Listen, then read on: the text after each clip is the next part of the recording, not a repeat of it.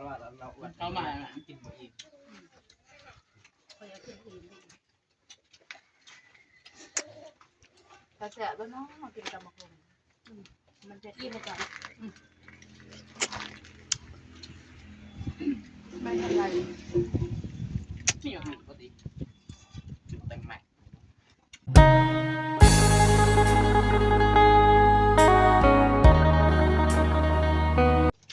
กินสมกิซาเด้อพี่น้องเอ้ยมื้อนี้เด้อกินกับทีมงานเฮาจะบ่กินบ่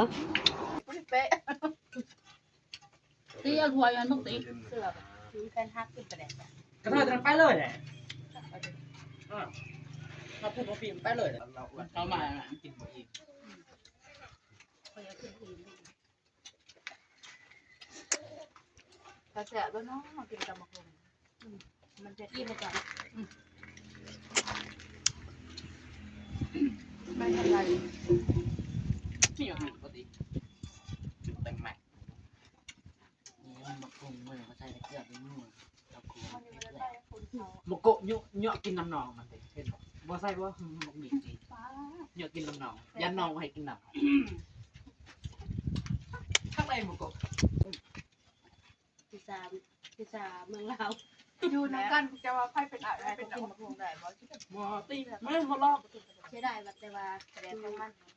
กินของมัน ไอ้จอมมอตัวอยู่ปากต่อเขา บ่ให้เสียก่อนบ่เดือนมันก็มันใหญ่ก่อนเขา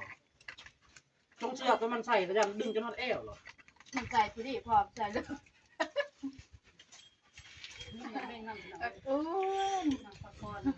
บัดทรงเวียดตอนไปสั่งโตมันลองไปใส่ดึงจนฮอดเอวเนาะ กับบ่พอดีมันสั่นเอาเริ่มบ่พอดีนั่งบ่ได้ ใส่ตรงผ้าเหย้าใส่เบอร์32น่าเสียงหนึ่งเนาะก็มาจังได๋บ่เห็น กินตำมักแตงโตอยู่เชือนมันแต่ว่ามันบ่หนาวค่ะบ่พอแต่ว่ามันบ่หนาวกว่าอยู่บ่ได้อยู่เรื่องบ่ได้ออกมาสบายใส่ข้าวแล้วไปอยู่ว่าเพื่อน อามาริกับ28เริ่มเย็น7พอดี28พอดีอามาริเขาก็ซื้อเลยสงสัยคุณว่าทำให้เงินเป็นหลานชื่อเครื่องอีลีซื้อก็ยังทันใส่ดอกก็ปะลูกไปใส่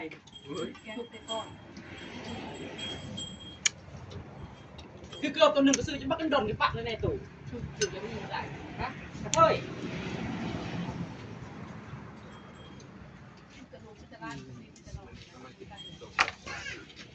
จะปู3จุดพี่น้องเอ้ย บ้า กินมะกรูดอยู่นึงกินปลาแดก จุดหนึ่งกินไปแล้วกินมะกุ้ง ปลานี้จุดนึงกินหมดทุกอย่าง จุดนั้นได้สมบูรณ์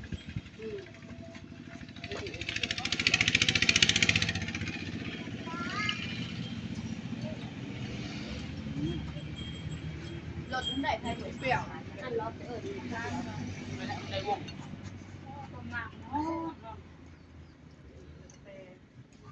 กินดีด้วยปิ้วน้ำเซฉันทันเซตาหนอนใช่ไหมนี่หนอนจะเสียอารวาส มาเด้อ FC เคยพักใช้ยัง มากินกิซาเด้อ วิ่งมาหาแล้วกินเลยต้องนั่งยืนเวียนบนเดียวกินไปกินมา กิน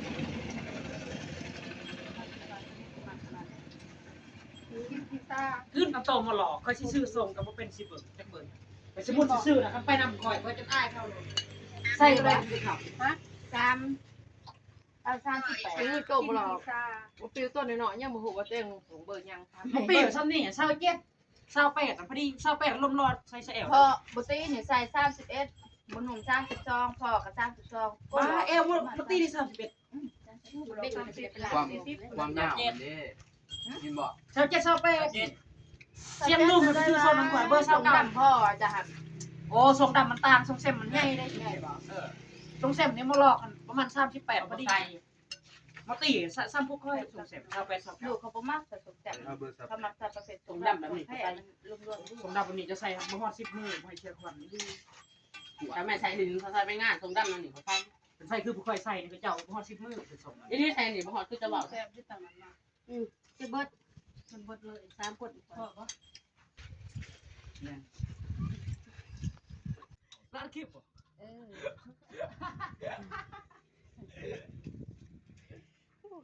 อาจจนมืดเนาะพี่น้องเนาะ สุดแรกนึงเห็นเนาะ ถือว่าแสบแห้งได้มื้อนี้ได้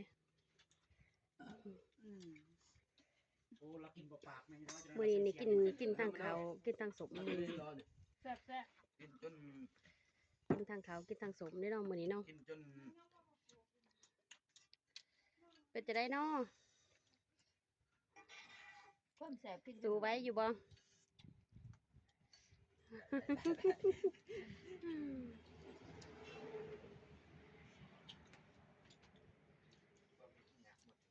ยู่แบบธรรมศาสตร์พี่น้องเอ้ยกินแบบธรรมศาสตร์แบบเขตชนบทของเฮาเนาะ จะหนามมันก็พอแล้ว วิธีแบบชนบท ให้น้อง เขตไต่ของลาวเฮาเนาะกินแบบแข้งเสือกล้องเฮานี่แหละ ไอ้ต้นมันบ่ปล่อยมันขึ้นกับไอ้ต้นมันขึ้นย่านมันขึ้นชม ขี้ซาพี่น้องเอ้ยตบมะขาม ขนาดได้ตอนเที่ยงเลย เด็ดสิ จนบ่เป็นยังไง ขึ้นเลย บ่หรอกผู้นึงเข้าสำเนีมันจะกิน หันถวยปฏิมันจานเต็มถวย ร้านทรายครบที่มื้อนี้ ปั้นนึงจัดก็เต็ม ลูกๆหลานๆเพิ่นมาลิ้นน้ำกัน คนเนี่ยก็จะเจ้าหรือว่าเอาพักผ่อนจากกันเลย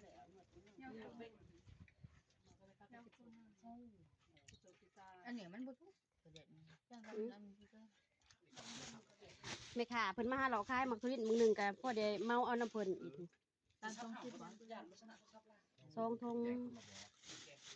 15,000พี่น้องได้บ้าไปหลาย คือจะเอาเมื่อแล้ววะ ต่อ ผม เพิ่น เมื่อ สิ ก่ ได้ อนกินบ่ เมื่อแล้วบ่ ว่าจะเอา จบดีเด้อด้านซ้ายมือเลย อยากให้ตุ้ยตุ้ยเขา ถ้าเขาไม่ได้อ้อน ด้านซ้ายกลับบ้านแล้วจ้า ท้องก็ตุ้ย ว่างแล้วมือซอยแล้วเว้ยมืออะไร ท้องจากนึง เอาก้อน เออ เบิดแล้วบ่ต้องได้ขึ้นไปเขาบอกหนึ่งมาก็เอาแม่ให้แม่จับ กินพันอยู่ก็มีกินโต เจ้าเอาจากเมื่อให้แม่เจ้าแม่ เขามีเงินเขาไปสิเอายัง ทางแล้วนะเขาเลยได้กินแล้วพอแล้วบ่ดอกเขาก็ได้กินเอง หมากทุดินถั่วลิสงหมากถั่วลิสงพี่น้องเอ้ยถั่วดินลาวเอิญลาวไทยๆเอิญหมากทุดิน มาพี่น้องเอ้ยคลิปนี้กราบขอบอกขอบใจเด้อพ่อแม่พี่น้องเบิดสุขสุขคนเนาะที่เข้ามาเบิ่งมาชมสิได้จบคลิปเพียงเท่านี้เด้อพี่น้องเอ้ยพบกันใหม่คลิปหน้าเนาะ